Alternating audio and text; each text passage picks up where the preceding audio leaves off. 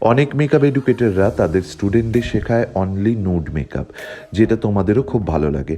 But সেই educator কিন্তু তার নিজস্ব জায়গায় একটা আইডেন্টিটি তৈরি করে নিয়েছে।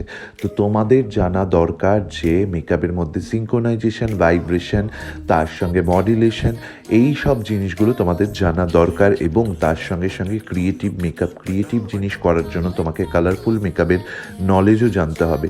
তুমি যখন নুড মেকআপ করতে করতে তোমার হাত একই রকম সেট হয়ে যাবে, তখন তুমি কালার বা ভাইব্রেন্ট কোনো মেকআপ করতে পারবে না।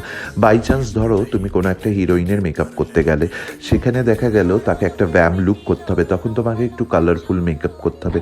তখন কিন্তু তোমার করতে সেই মুহূর্তে প্রবলেম হবে, আবার কোথাও গিয়ে তোমাকে কোর্স করতে হবে। সেই জন্য আমি বারবার বলবো যে প্রত্যেকটা যারা এখন লার্নার আছো, বিগিনার আছো, তারা কিন্তু সব ধরনের মেকআপ প্র্যাকটিস করবে। কালারফুল, লাইট, মিডিয়াম, সব রকমের নুড, সব মেকআপ প্র্যাকটিস করলে তবেই কিন্তু